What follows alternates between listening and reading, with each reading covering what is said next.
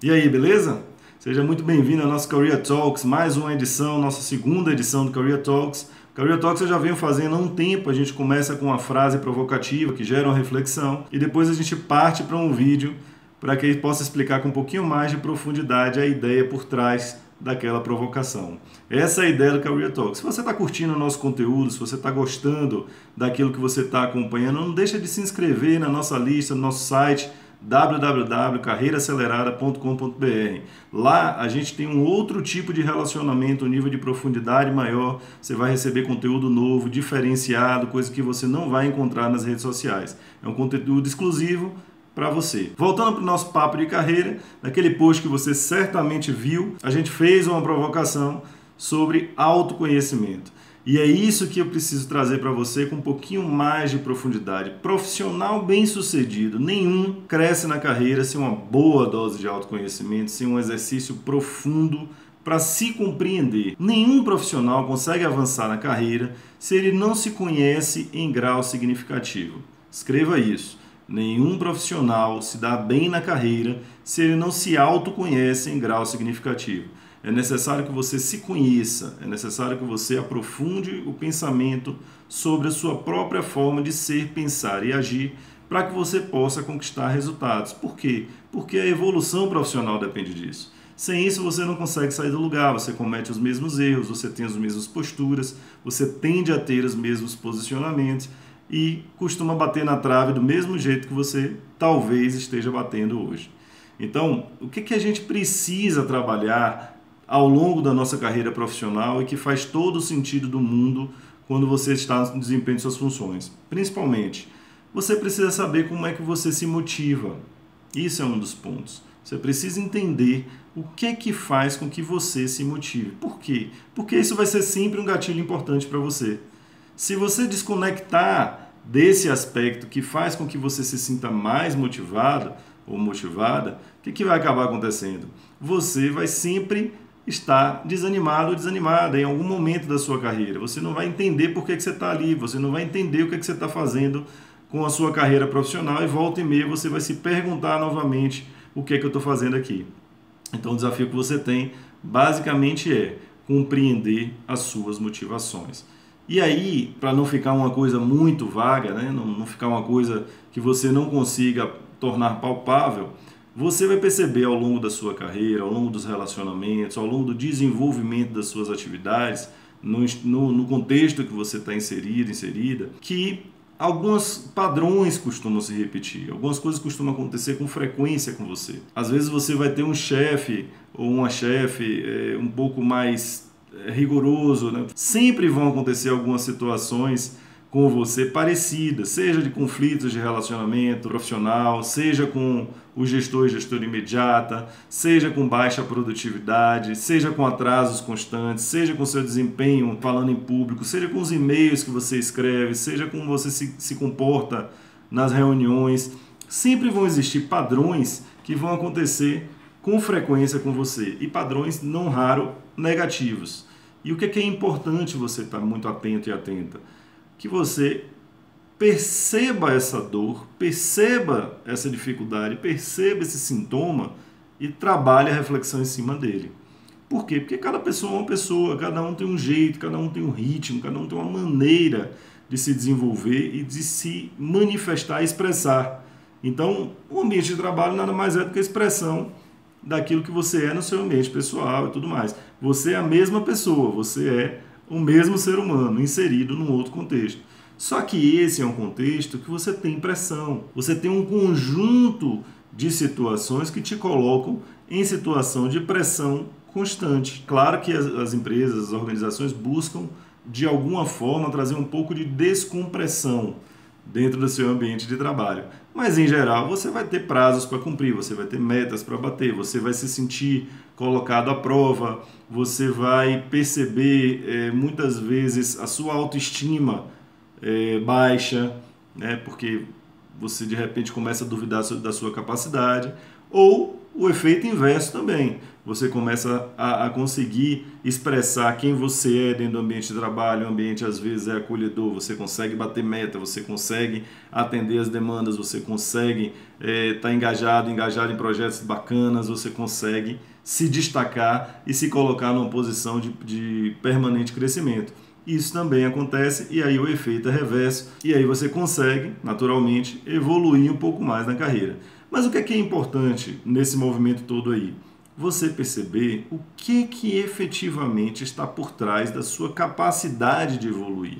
O que faz com que você evolua? O que faz com que você efetivamente se torne um profissional melhor, uma profissional melhor, que tenha um desempenho melhor, que consiga se sair melhor nas situações, que esteja melhor do que o momento anterior, que você consiga perceber o seu desenvolvimento acontecendo de uma maneira diferente dali para frente. O que faz com que isso aconteça? Esse elemento chave, esse elemento que faz toda a diferença do mundo, chama-se autoconhecimento. Porque você precisa fazer uma reflexão. É uma coisa que eu sempre costumo utilizar como ferramenta dentro de tudo que eu faço, são as lições aprendidas. É um nome óbvio, um nome dedutível, mas as lições aprendidas são justamente aquela reflexão que você faz após determinada situação. A gente costuma usar muito em evento por aqui. Então, quando a gente faz algum evento, quando a gente faz alguma ação, depois a gente se reúne, eu com minha equipe, e a gente vai discutir as lições aprendidas. O que a gente aprendeu? O que a gente pode fazer melhor da próxima vez? Claro que a correria do dia a dia não permite que você faça isso o tempo inteiro, mas nos grandes eventos, nos momentos mais oportunos, é super importante que você tenha esse momento de reflexão. Se você estiver falando sobre o seu próprio desempenho, por que não fazer esse exercício? As lições que você está aprendendo, as lições aprendidas em relação àquilo que você está desempenhando. Então, você pode, por exemplo, estar numa reunião importante, saiu de uma reunião importante, de repente não gostou muito da maneira como você se saiu nela. Depois você vai fazer a sua reflexão. Se tiver alguém de confiança que você possa perguntar também sobre as impressões, você pergunta. Mas aí você vai fazer uma análise de suas lições aprendidas. O que faltou? O que você deveria ter feito que não fez? De que maneira você poderia falar determinada informação ou apresentar determinado contexto e você, de repente, não fez como gostaria de ter feito, não fez da maneira como você gostaria. Então, depois você se recolhe na sua individualidade e faz lá, de repente você pode fazer um PowerPoint e faz um Word, o que você preferir. Faz lá uma relação de tudo aquilo que não te atendeu, que não te satisfez. E aí, quando você tiver uma situação semelhante, você visita suas lições aprendidas da reunião anterior e agora se prepara para a próxima reunião com mais cuidado, prestando atenção nas lições aprendidas. Isso você pode fazer para tudo, no seu ambiente de trabalho, em casa, enfim, você pode utilizar para a vida. Mas as lições aprendidas são uma ferramenta super importante para que você possa compreender aquilo que não lhe agradou. Observe, não é o que as pessoas disseram que não funcionou. Claro que isso é um insumo importante, mas é aquilo que não lhe agradou, aquilo que lhe incomodou, porque é você com você mesmo, é você com você mesmo, é você fazendo uma reflexão sobre como você se saiu e como você pode melhorar. É assim que os grandes profissionais crescem na carreira, se desenvolvem, conseguem bons resultados, conseguem realizar muito mais. É fazendo exercícios de autorreflexão, é fazendo análise dessa natureza, para poder entender como poderia se sair melhor. Então, esse é um aspecto, quando a gente fala de autoconhecimento, bem palpável, bem real e bem prático, que você pode fazer agora mesmo. E aí você parte para outras análises também. Uma outra coisa que eu acho importante estar sempre avaliando e faz parte também do seu desenvolvimento de carreira, diz respeito ao seu biorritmo. E o que é seu biorritmo? É como você funciona na prática. Como é que sua mente funciona? Como é que seu organismo funciona? Em que momento do dia você está mais produtivo ou produtivo? Em que momento do dia você consegue se concentrar melhor? Em que momento do dia você está com mais energia para fazer determinadas coisas e menos energia para fazer outras coisas? Eu vou falar de mim, especificamente sobre biorritmo. O meu biorritmo funciona da seguinte forma. Pela manhã eu estou com mais energia, então eu consigo fazer atividades mais difíceis, mais trabalhosas, atividades que requerem mais concentração no período da manhã.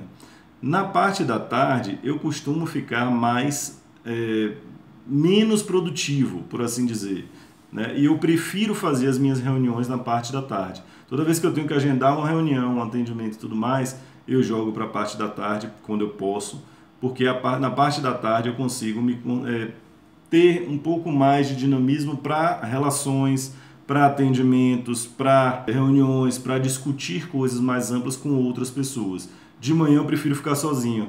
De manhã é um momento que eu estou escrevendo um e-mail mais complicado, é um momento em que eu consigo fazer uma planilha, eu consigo me aprofundar em algumas tarefas mais complexas, porque eu sei que eu funciono bem desse jeito pela manhã. E à noite, né, chegar no final da tarde para a noite, é um momento que eu tenho uma outra explosão de produtividade, que eu consigo fazer coisas em que eu fique mais concentrado também. Então, por volta lá das 5, 6, 7 horas, principalmente 6, 7 horas, eu já consigo mais uma vez ter um nível de concentração maior do que no período da tarde. E eu consigo também fazer tarefas mais complexas. Na realidade, e-mails complexos eu prefiro fazer à noite, eu preciso escrever à noite, né? E no tipo de atividade que eu faço, e-mail é muito utilizado. Eu gosto de mensagens complexas mais à noite, eu gosto de fazer planilhas, análises à noite também, mas resolver problemas chatos, difíceis, que você não está afim de fazer ao longo do dia, eu prefiro começar o dia fazendo.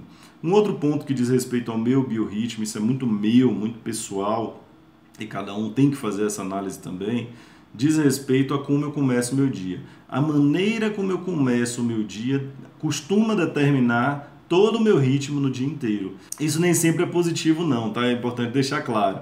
Porque quando a gente tem uma premissa como essa, ao mesmo tempo, como é que você, se você não começar o dia como você imaginava, como é que você reverte isso ao longo do dia? E é um aspecto. Eu estou falando para você o que acontece comigo normalmente. Eu também faço um esforço de virar aí no meio do dia a minha energia, a minha vibração, a minha concentração, e às vezes eu tenho que fazer atividades que eu sei que eu não funciono tão bem em determinado horário por forças das circunstâncias. Mas o que é que eu posso dizer para você com absoluta tranquilidade? Em geral, se eu começo o meu dia de forma produtiva, se eu vou logo, né, me arrumar, tomo banho logo, tomo café logo, já vou começando a me concentrar no meu dia, monto minha agenda, logo cedo, logo na hora que eu levanto, a coisa costuma fluir de uma maneira produtiva o resto do dia. Se eu pegar o celular, ficar em Instagram e tudo mais, e for fazer outra coisa, WhatsApp, se eu fizer alguma coisa diferente do que eu disse antes, geralmente o meu ritmo cai. E aí eu fico com muita dificuldade de fazer as atividades que eu tenho que fazer do jeito que eu gosto de fazer. Então eu já saquei esse gatilho meu, cada um tem um gatilho, eu volto a dizer. Eu já saquei esse gatilho meu. Eu preciso começar o dia correndo, rápido, intenso, e isso acontece de determinar o meu dia inteiro, assim que eu funciono. Uma outra coisa que eu gosto de fazer, eu acho que faz todo sentido descobrir isso no meu biorritmo também. Depois eu posso gravar um vídeo falando um pouquinho mais sobre biorritmo. É o horário que eu durmo. Então, para mim ficou claro que antigamente eu achava o máximo dormir pouco, né? Então eu dormia 4, 5, 6 horas por noite. Hoje, né, não sei se em função da idade ou por reflexão mesmo, eu percebo que eu funciono muito melhor quando eu durmo 8 horas por noite. Às vezes eu durmo menos, mas assim, eu boto um alarme no meu celular para 9h50, meu despertador tocar, eu saber, vá para a cama, vá dormir. Eu geralmente não vou para a cama de imediato, mas é o tempo de eu começar a entrar no clima para dormir. Então eu tenho esse hábito e isso funciona bem. Depois que eu implantei isso na minha vida, as minhas noites foram melhor dormidas, eu consigo acordar antes do despertador e hoje eu já consigo ter uma produtividade muito melhor.